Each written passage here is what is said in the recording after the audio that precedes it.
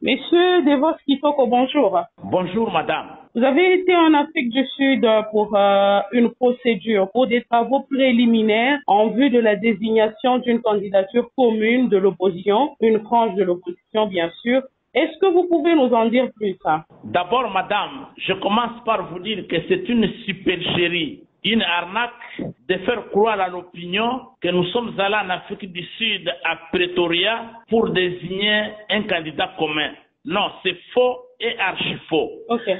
L'invitation qui nous a été lancée en Afrique du Sud concernait une réflexion technique et scientifique sur le mécanisme de renforcement de la démocratie en RDC en cette période électorale, avec comme point de départ les combats contre la fraude électorale.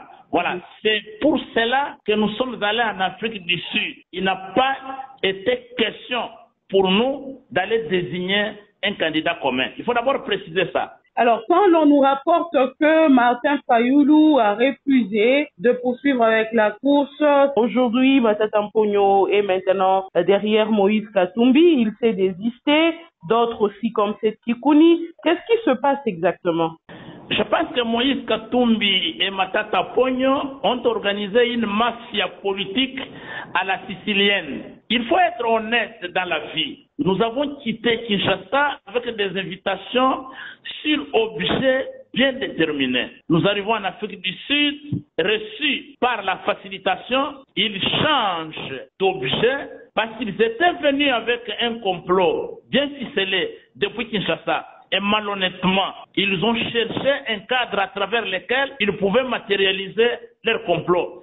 Ça n'a pas marché parce que la délégation de Martin Fayulu que je conduisais était tellement vigilante et d'un caractère tellement fort et incorruptible que toute tentative de nous embarquer dans leur projet n'a pas réussi. Mais sinon, nous continuons à penser que si c'est cela la politique en RDC, c'est malheureux. C'est malheureux d'autant plus que quand nous arrivons à l'étranger, il y a une attitude, un comportement adopté pour que nous soyons respectés.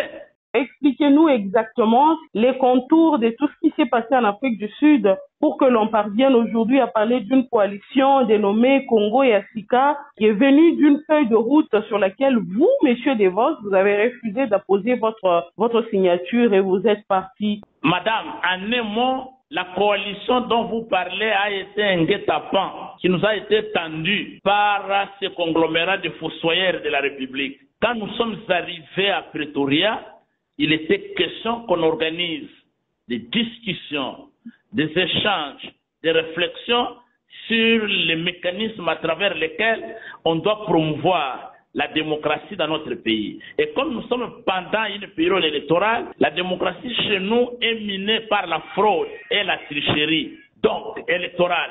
Et c'est cela qui était question. Après des consultations en bilatéral, les facilitateurs ont produit un rapport intérimaire qu'on devait soumettre chaque délégation à son leader pour appréciation. C'est le lendemain, en pleine plénière, pour présenter les amendements du rapport intérimaire de nos leaders, que les amis vont soulever une motion qu'ils ne peuvent pas se réunir avec les délégués de Martin Fayulu sous prétexte que Martin Fayulu les avait insultés. J'ai exigé des preuves. Dommage et malheureusement pour eux, l'élément sonore que nous avons écouté ensemble, où ils prétendaient avoir été injuriés comme des voleurs patentés, a démontré le contraire. Ils ont abandonné la première thèse, ils ont sorti une deuxième thèse selon laquelle on les aurait injuriés comme des bololés. J'ai demandé des preuves. Ils n'avaient pas de preuves. Ils ont abandonné ce deuxième prétexte et finalement, ils concluent par dire Martin Fayulu nous avait quittés,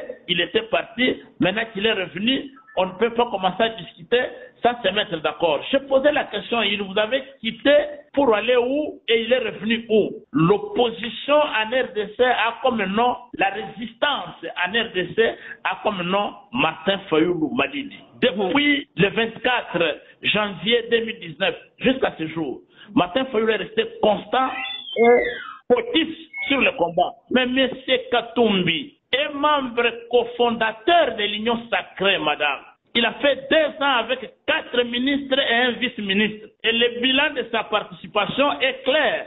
un mort non encore enterré et un autre prisonnier en dolo à Kinshasa. Monsieur Devos Kitoko, je rappelle ici que vous êtes secrétaire général de Engagement pour la citoyenneté et le développement de Martin Fayulu. Shalom Radio, depuis Lubumbashi, vous dit merci. C'est moi qui vous remercie, madame. Abonnez-vous massivement sur notre chaîne YouTube Shalom Radio Télévision.